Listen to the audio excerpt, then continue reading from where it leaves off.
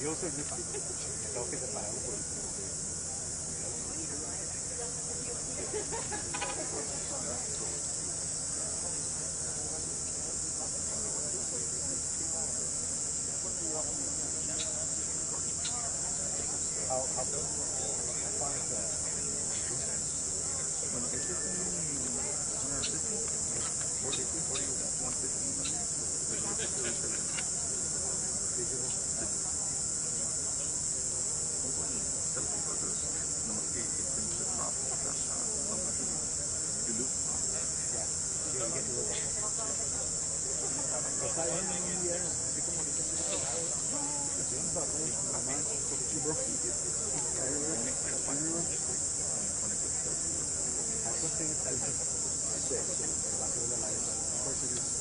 we wouldn't be here. Last minute transition. 24 hours like they put it up. Oh my God, like two.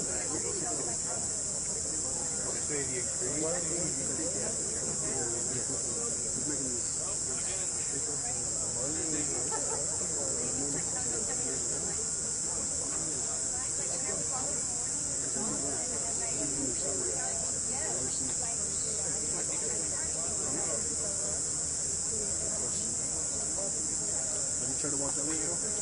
Nope. I wonder if we can get closer, but I doubt they're going to. I thought I got the other guy gonna do that. That's what I'm going to try to do after this. What's your name, buddy? Marco Ramirez. Marco Ramirez. CBS4. And number 23. Nice to meet you.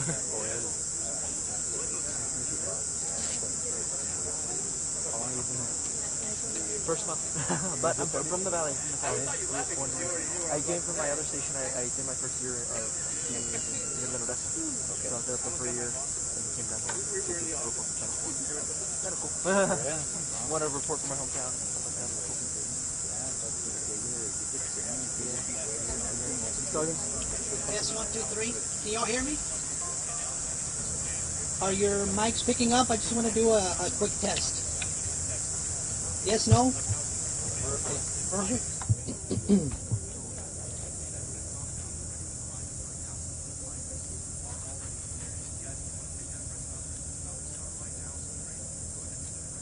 Okay, we're ready to start. First of all, welcome. My name is Martin Garza. I am the Chief of Staff for Commissioner Everardo Villarreal here in the County of Hidalgo, Precinct 3.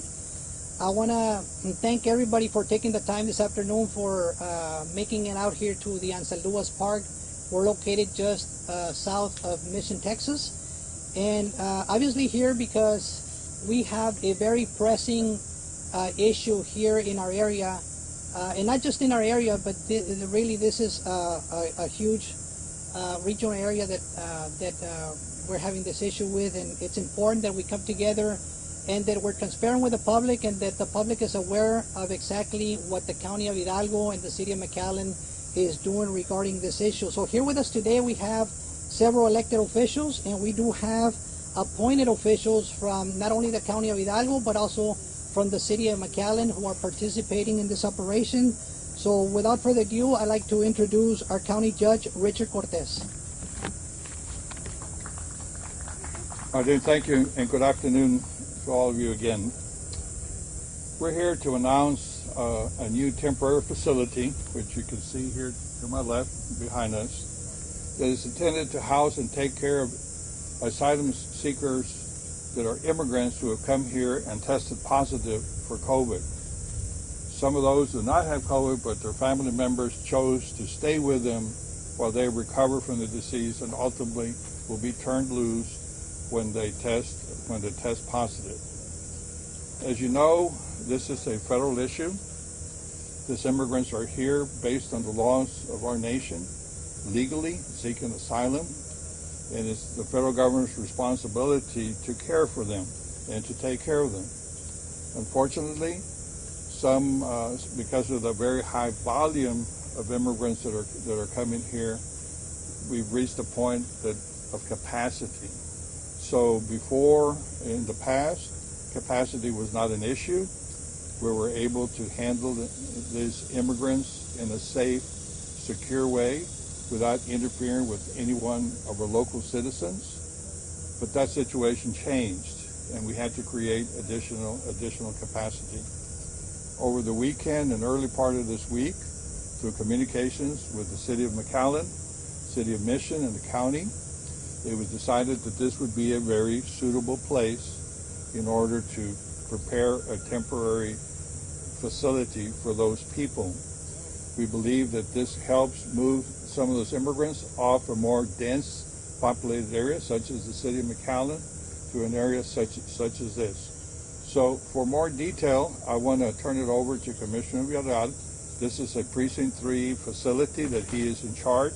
He's being one of the leaders that led to where we are today, and I'll invite him to come over here and give you more details of this new facility. Commissioner? Thank you all for being here today. Well, I got a call yesterday from McAllen Mayor Javier Villalobos. He was very concerned. So, I had other meetings, and I had to cancel those to meet with him at 3:45, where he updated me on the situation that they were having in McAllen with some of these immigrants. And although this is a federal issue, the safety and health of our Hidalgo County residents is a priority for us. So I authorized the use of Ansalduas Park, as it is perfect because it has natural barriers that will help or protect our Hidalgo County residents. This has been a very sad year for a lot of us that have lost family members, relatives, neighbors, and our parents. So it's been hard for everybody. So, the boat rides need to stop.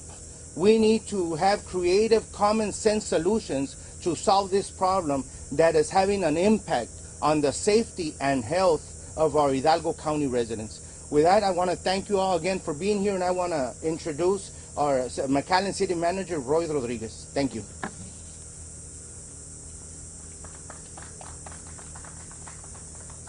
Thank you, Commissioner. And thank you all for being here.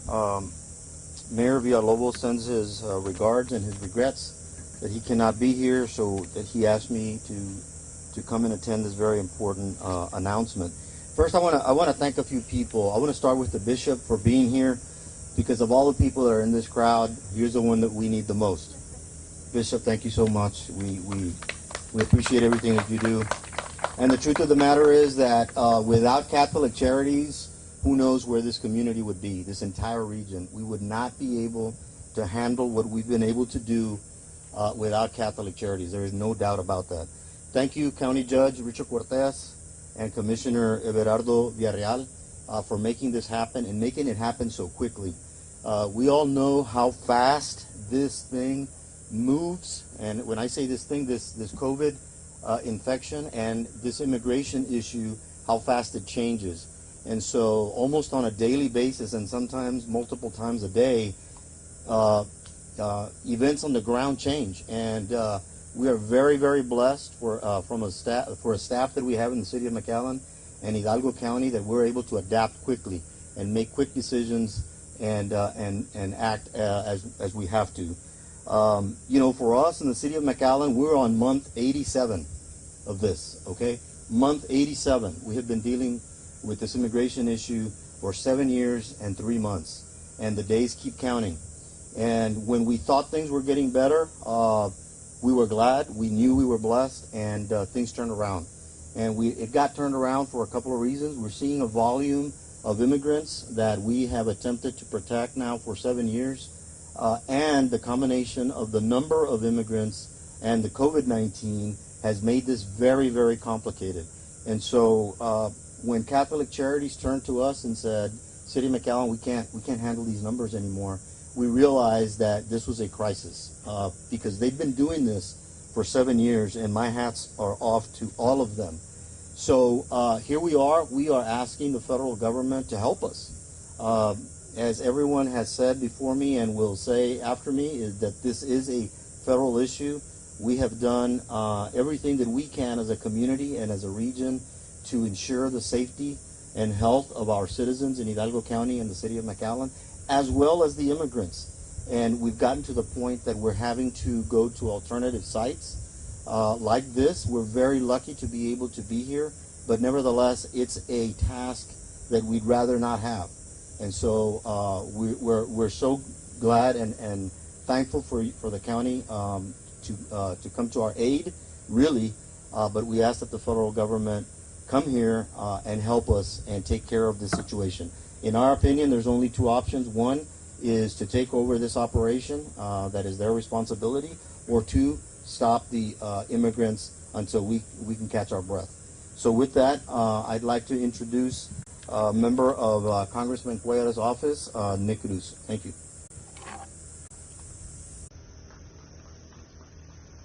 Good morning. Thank you all for being here.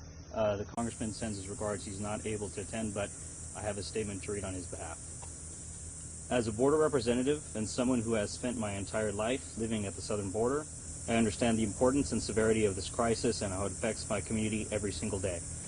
I have supported $800 million for up to 4 multi-agency integrated migrant processing centers, $750 million to support irregular migration surge response plans, and $160 million in federal funding for the Emergency Food and Shelter Program. In addition, I have continuously called on President Biden and DHS Secretary Alejandro Mayorkas to act on this matter. This situation is dire and action needs to be taken immediately. I will continue to work with local officials to provide them with the resources that they desperately need and pressure the Biden administration to act.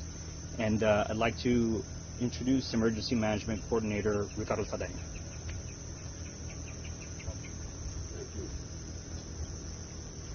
Good afternoon. I'd like to thank the City of McAllen and the cooperating agencies that have made this happen. By us working together as a team between Hidalgo County, City of McAllen, Office of Emergency Management from Hidalgo County, McAllen Emergency Management, the County Fire Marshal, the City of Mission Fire Marshal's Office, and the Public Works Department for the City of McAllen, this has been a collaborative effort to make this shelter program work.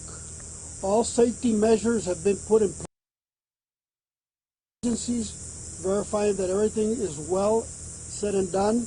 All emergency contacts have been made to make the appropriate measures should there be an event in at this location. By us working together, we can make a difference. And I also like to thank all the other municipalities in the valley that have stepped up to the plate to support this effort. Again, thank you all very much. I'd like to call Bishop Daniel Flores to the podium.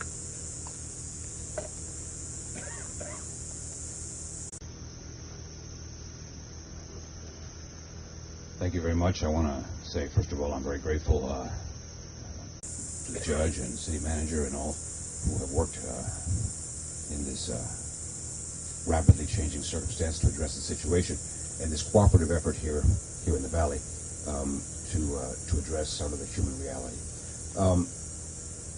It's very important to kind of realize that now for 7 years, Catholic Charities has been involved because federal officials have admitted a number of immigrants into the United States with permission, and we have assisted in the humanitarian treatment of these families. We generally deal with mothers and children. Unaccompanied adults are handled in a different way. They go through Health and Human Services. That's part of the reality. But if they have been approved for entry so that they can join a family member, then we receive them, and basically it's an overnight process. They get clothing, they get food, they get a shower. For children, we give them new shoes and things like that. And then very rapidly they travel out of the Valley, because very, very few of them have any family here, to go on to their point of destination, which has been approved by the federal government. This has been a cooperative effort that certainly Catholic Charities has been involved with, but also with a lot of non-governmental volunteers, Catholics, non-Catholics. The synagogues have helped us from around the country and so forth, in just ongoing effort to make sure that the human dignity of the immigrant is protected and upheld, and to deal with the mothers and the children and the fathers. But one of the great signs over the last 7 years has been the cooperation of the local communities. The city of McAllen has always been helpful. The counties throughout the Valley in many, many different ways, mostly to help ease and to treat with humanity these brothers and sisters of ours. And we have been doing that. As has been mentioned, COVID has made this extremely much more complicated. We have from the very beginning been testing with the cooperation of the city of McAllen in everybody who is admitted into the country before we move them either to their next destination.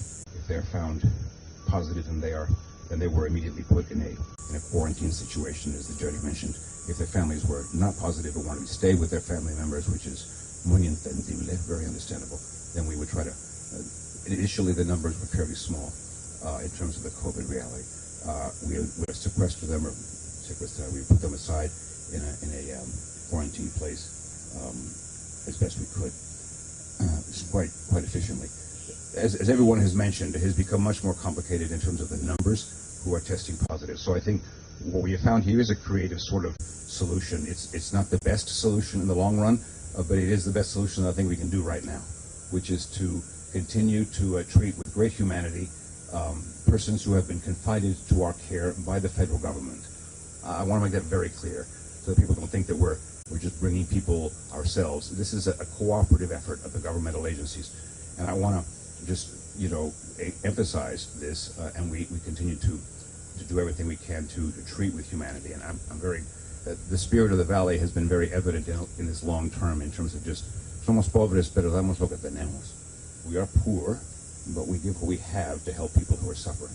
This is the heart of the Valley in that sense. And it's a struggle, and things don't always work out the way you plan, but the cooperation of the whole community. I can speak of so many mayors I've spoken to, so many judges, and just kind of trying to do this. At this point, as Judge mentioned, because of the need to both protect the local community with regard to the COVID virus, and also to protect the immigrant family, we have to kind of adapt ourselves. Just tenemos que adaptarnos, and this is what this represents. This particular move here.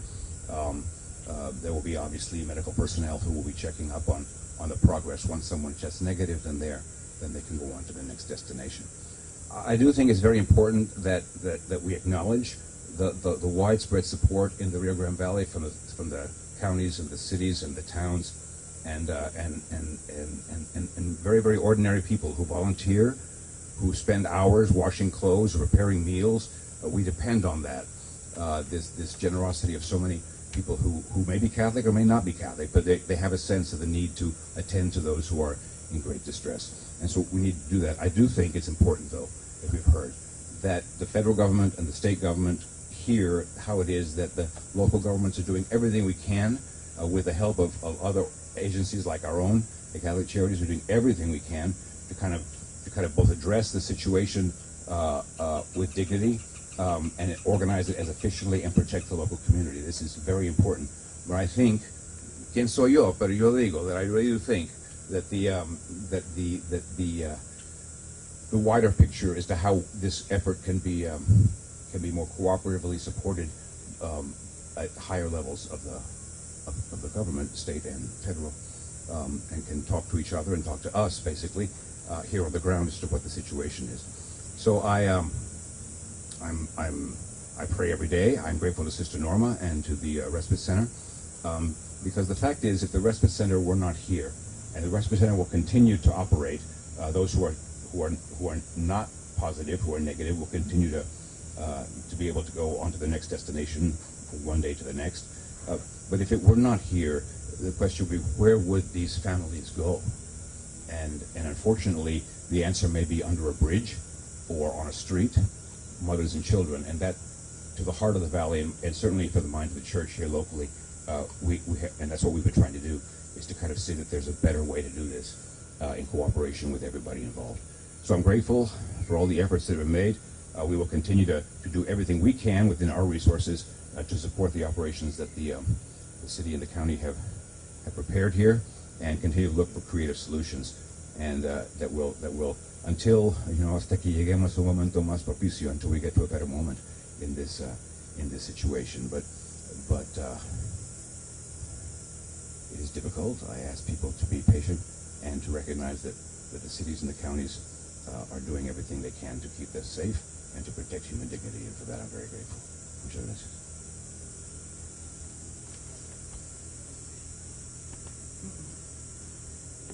Before we continue, I would like to bring Commissioner Everardo Villarreal back to the podium. This is for the Spanish-speaking stations who are here with us today, and for the audience, so we can make sure that we do attend to their needs, and also be able to answer some of the questions for those stations. Thank you. Buenas tardes a todos y muchas gracias por estar aquí el día de hoy. Mi nombre es Everardo Villarreal y soy comisionado del precinto 3 del Condado de Hidalgo. Y pues nada más les quiero informar que el día de ayer me habló nuestro alcalde de McAllen, Javier Villalobos, para obviamente hacer una junta de emergencia. Nos juntamos a las 3:45 de la tarde de ayer, a donde me dio la evaluación de lo que estaban viviendo en la ciudad de McAllen con varios de los inmigrantes.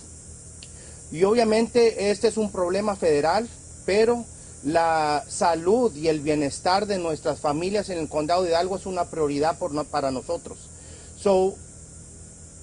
Les dimos el permiso de que pudiera usar el parque de Ansaldúas para traer a muchos de estos inmigrantes aquí, y como ustedes ven, esta es una área que naturalmente está protegida a su alrededor por barreras naturales y protege la comunidad del condado de Hidalgo, aunque no hay nadie en los alrededores que puede ser afectado, porque la mayoría de la gente o toda la gente que está aquí obviamente han salido positivos. La salud es una prioridad para nosotros y estamos dispuestos a ayudar no nomás la ciudad de McAllen, para el resto de las ciudades. Como ya saben todos, hubo un incidente en La Joya donde teníamos varios inmigrantes caminando las calles y en varios restaurantes, obviamente sin protección de cubrebocas, y pues eso no es aceptable para nosotros, que estén dentro de la comunidad del condado de Hidalgo, afectando a nuestros residentes. Este año ha sido un año bien triste para muchos de nuestras familias, porque muchos hemos perdido seres queridos, y pues ya queremos prevenir y tratar de hacer todo lo posible para proteger a nuestra ciudadanía.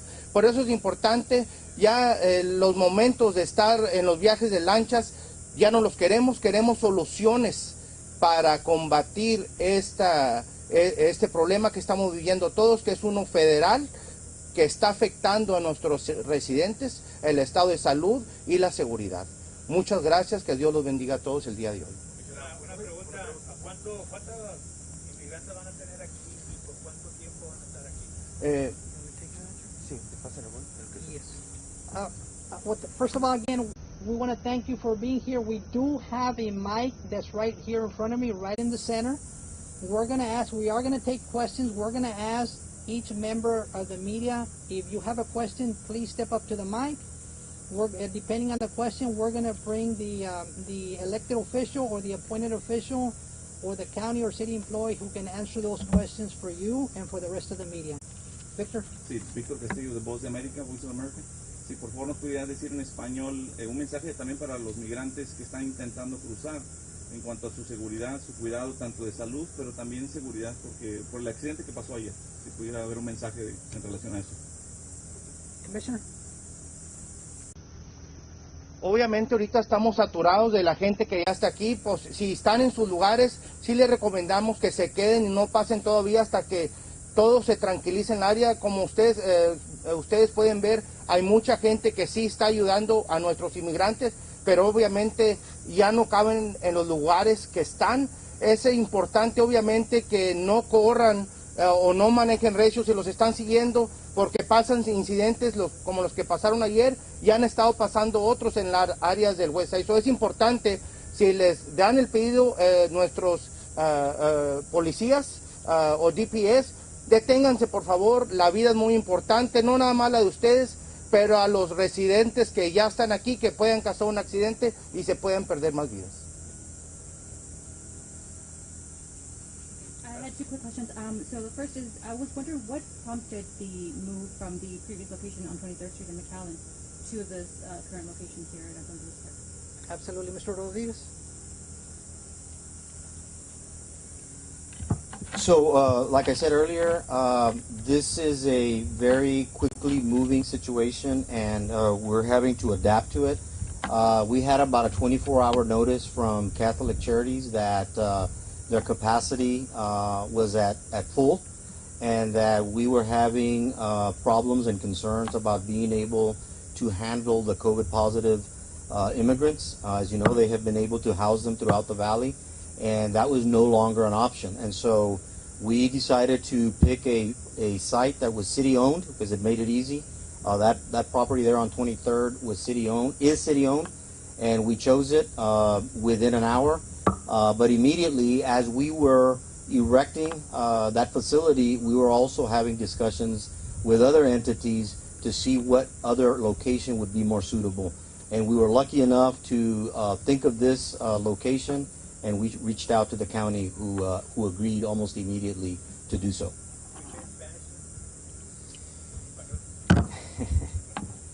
Entonces, la pregunta es que ¿por qué nos movimos de la ubicación ahí en la 23? Hace 2 o 3 días los habló Catholic Charities, los dijo que a la ciudad de McAllen, que ya no tenían, ya no podían traer más gente al Respite Center, ni a donde los estaban llevando a los inmigrantes que estaban positivos con COVID. Entonces nosotros decidimos mover estos tents que tenemos aquí ahí a la localidad de 23 y la mía 3, porque es una propiedad que es de la ciudad de McAllen. Sabíamos a ese momento que iba a ser temporalmente, y inmediatamente empezamos a buscar un lugar más grande y más seguro para los inmigrantes. Hablamos con los oficiales del condado, con el comisionado Villarreal y el juez Cortés, y inmediatamente nos invitaron a este lugar, y aquí estamos. So, just another question that I had was, so I think one of the biggest concerns was having people who tested positive out in the community. So I was wondering, is there anything that local officials can do, whether it's regarding migrants or just any citizen here that tests positive? Is there any way that they can enforce the quarantine when there's no contagion? Well, so the COVID situation obviously has become very, very problematic for us in the last probably 8 or 9 months because of the number of immigrants that came in starting January, February in very large numbers, and as the numbers grew, the number of COVID positives grew. We have been concerned about the immigration issue from day one, before COVID existed, and so we have the same mindset, and that is to ensure that our community, that our citizens are safe, as well as the immigrants. We've always treated the immigrants as any other person that's in our community with dignity and respect, and we're going to continue to do that. And so that's what changed here in the last several months is COVID and our ability to handle the volume of people. Hola, buenas tardes. Mi nombre es Ismar Ventura de Azteca Valle y Canal 5. Mi pregunta es cuántas carpas aproximadamente son con las que cuentan ahorita y cuántas personas pueden estar van a colocar en estas carpas y qué llegará a suceder si de repente esto llega a su capacidad. ¿Tienen un plan B, otro plan? Sí, siempre tenemos otro plan y se queda con nosotros, ¿verdad? Pero la capacidad que tenemos ahorita es como de 250 personas. Vamos a tener carpas para 650 para hoy en la tarde y dependiendo en los números de inmigrantes que lleguen, vamos a seguir a adaptar. Entonces, este lugar se presta, como dijo el comisionado, por varias razones, pero una de las más importantes es que es muy grande y está protegida por todos lados. Entonces, creemos que por el momento, aunque sea temporalmente, es la mejor situación para nosotros. Y rápidamente, yo el día de ayer tuve la oportunidad de entrevistar a la primera dama de Honduras, Ana García. Ella me enfatizó que la retórica que viene de la Casa Blanca tiene mucho que ver con esta ola de migrantes. ¿Qué piensan ustedes de eso? ¿Están de acuerdo con ese comentario? Yeah, we're not going to comment on federal policy. We just need help. Can you repeat the first question, the answer in English, please? I'm going to ask it again because I need a little bit, sorry, thank you. Let's start with Monica de Anda with Channel 5, thank you. How many people are currently here? How many tents do we have, and what is the capacity of the people we can hold here? Today we had a capacity of 250, and as the day progresses, we will increase that to about 650. So do we expect the 650 to be full by the end of today? I don't know that. Okay. Also, if we can just kind of explain or tell us if it is possible to enforce the quarantine period, or is it possible? Yeah, I'm going to let an expert talk about that, but the bottom line is that many months ago, the city of McAllen and Hidalgo County, and I'll speak for the city of McAllen for now, realized that the sheer volume of infections was too large for us to be able to keep tracking people that were infected. It's literally impossible. You're talking about dozens of thousands of people. And so that's number one. Number two is you can't keep someone locked up. I'll just use that word. You can't force somebody not to leave a locale. So we're doing the best that we can with that. I think that the immigrants have comported themselves fairly well, and Catholic Charities has done an outstanding job to ensure that they're kept in the same location. Thank you. Hi, Bill Maloogian with Fox News. Am I staying here? Approximately how many migrants are quarantined in local hotels in the RGB? We don't have that number. Not even a rough ballpark No, estimate? we do not. No, that's a Catholic Charities operation, and we're not privy to that information. Bishop, are you able to answer that? Ballpark number? The ballpark number, I don't. Sister Norma would be the one to do that ballpark number, but my understanding is that we have been holding a lot of them in the actual respite center in quarantines apart, and now we'll be joined to this operation. So I couldn't give you an exact number. I can try to get that, and you can call me later about that. Okay, and one follow-up. How do you guys avoid a similar situation like what happened in La Jolla with Whataburger? Well, I think we have to be very careful that we instruct the, when we isolate them in a motel room, which is not going to continue, because this will be the place of the Central. Is to make sure that we instruct them about they really do need to stay inside their rooms and to wear the mask until they get a negative test, and that's what didn't happen in La Jolla. It should happen. It should happen. To back up on that question, I met with our mayor of La Jolla. That's part of my precinct, and this is one of the solutions. That's why I quickly reacted to remove a lot of the people from our citizens. That I wasn't aware that people were in that hotel either, and I learned, I was kind of shocked, and that prompted now the importance of you all being here, as we cannot, as I understand, control the people from getting out of here that are tested positive. It gives our residents notice, if you have not gotten the vaccine, you need to get vaccinated, so that when these immigrants might be amongst us in our under our bridges or in our stores or at Whataburger or Burger King or whatever, we need our residents to get their vaccines, and also to start protecting with social distancing and and using our face masks again, because we don't know who we're next to.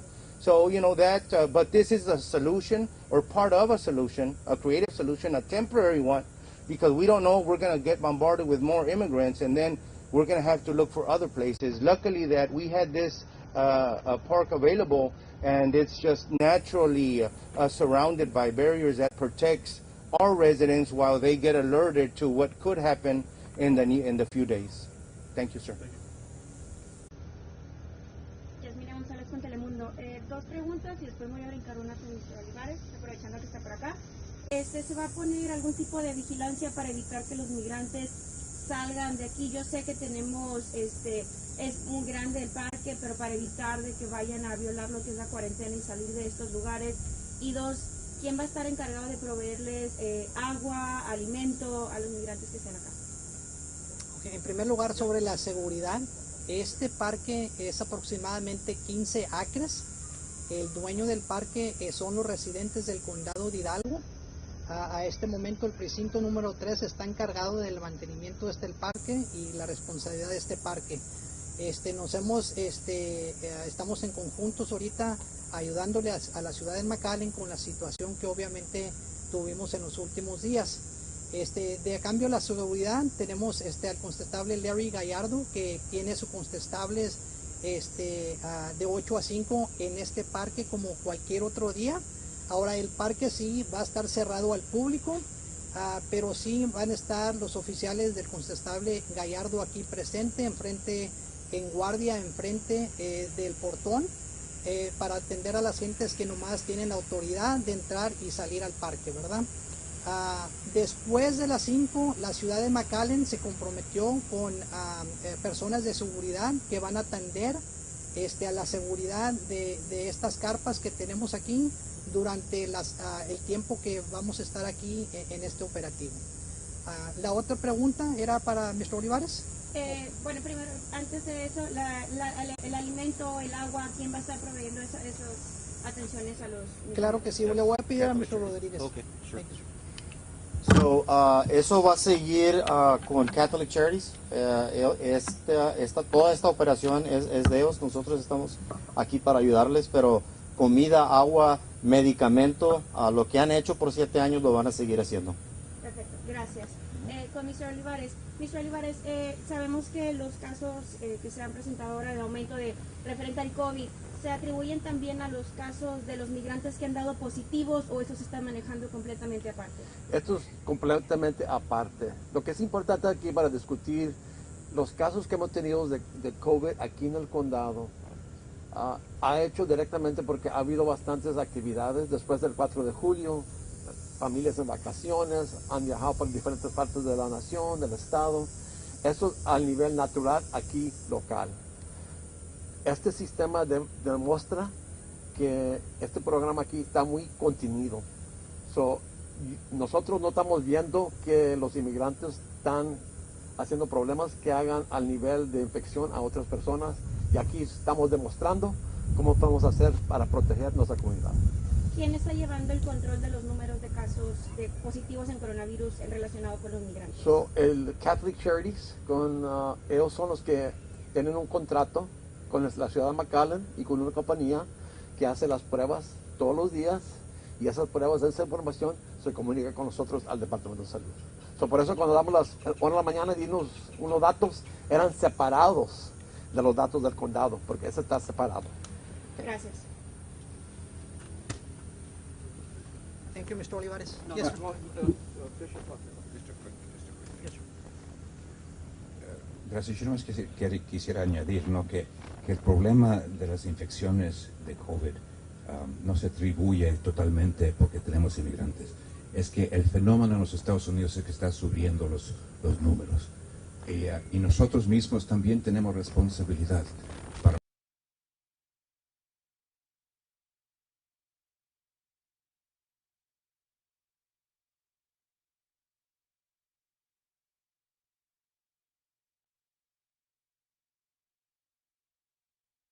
tengan la vacuna, deben de utilizar la máscara. Porque se está pasando aquí en las calles y en las tiendas y en varios lugares. We have a responsibility to recognize that the issue of COVID is not because there are immigrants amongst us primarily. It's a rising number. The judge gives us reports, all the judges of the Rio Grande Valley, that we have to be very careful and very responsible. And so I urge people to get vaccinated if they haven't. Si no han recibido la vacuna, deben de. Si es posible, si médicamente es posible. And it's accessible. And also to wear the mask in public places and when you go out. We all have a responsibility, because it's not just something that's happening here in the Valley. It's happening in Houston, it's happening in San Antonio, it's happening in Dallas, it's happening. And we have to be very responsible in terms of how we help one another. And that's part of the responsibility to what we're dealing with today.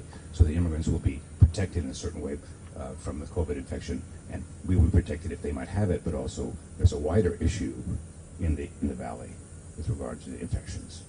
Y tenemos que poner atención a esta realidad.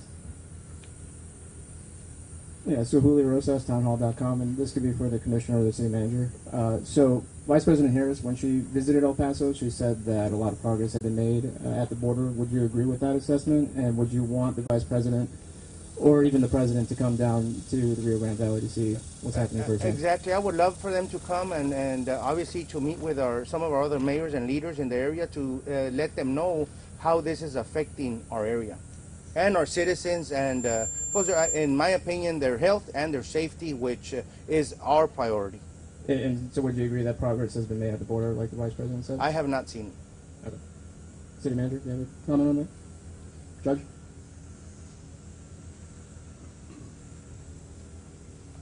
As you know, I have invited the President to come here, to come and see what the federal government, really has done to us. They have overcommitted a commitment that they can't support.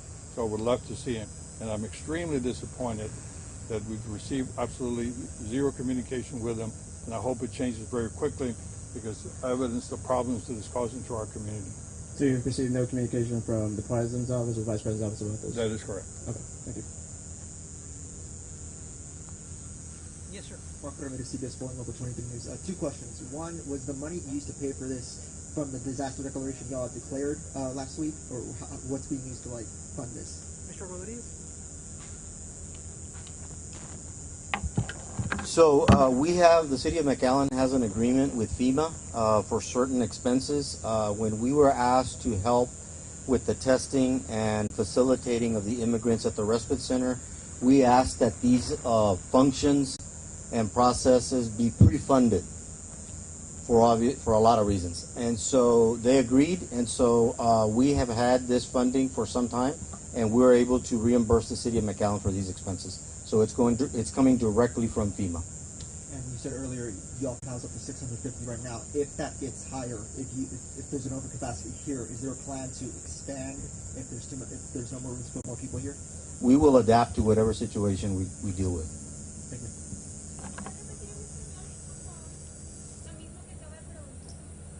What was the question? Okay. So, los fondos que se están usando aquí para pagar para esta operación está pagando FEMA. Es una división del gobierno federal. Tenemos un contrato con ellos hoy que hemos tenido como 1 o 2 meses, y esos fondos los tenemos con nosotros. Entonces los podemos reembolsar cada costo que tenemos en esta operación. Adolfo Muñoz, Spectrum News 1. My question goes along the same lines, but my question is both to you, city manager, and also to the county. How much money are we talking about? How much money has been spent to transport migrants, to house them for these tents, and whether you are going to demand the federal government to send back that money? So the expectation is always that we should get reimbursed, obviously. You've heard it multiple times here. These are costs that should not be incurred by the city of McAllen or Hidalgo County or any other local government. And so we have spent approximately, as of last week, $106,000. That's actually a low number compared to what we've seen in the past. And the reason is because of that agreement that we have with FEMA. FEMA has already paid $1.5 million for the operation, and that is coming directly from FEMA. Leah Yaves, City of McAllen. I have one question. What message do you want our community to know, and what message do you have for Washington? Well, to our community, it's been very consistent. You know, we're taking on this burden that we don't want, that we didn't ask for, and that we did not create. But our job, in part, is very simple, and that's to protect our citizens. And everybody behind me is in agreement that that's our goal, that's our mission, that's our job. And so we're going to continue to do that.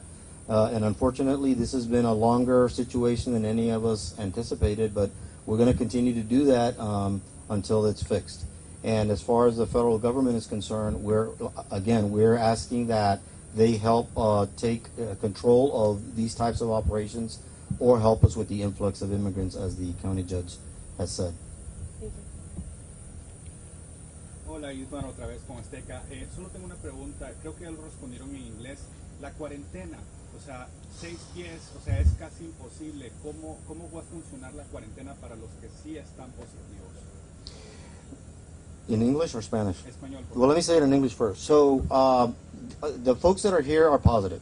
And so the distancing and all that is basically out the window because all of these folks, unfortunately, have tested positive for COVID. The task in front of Catholic Charities is to be able to move people as they progress through the infection so that when they're negative, they're able to get them out of here as quickly as possible. And so that's the answer. I mean, there is no distancing here.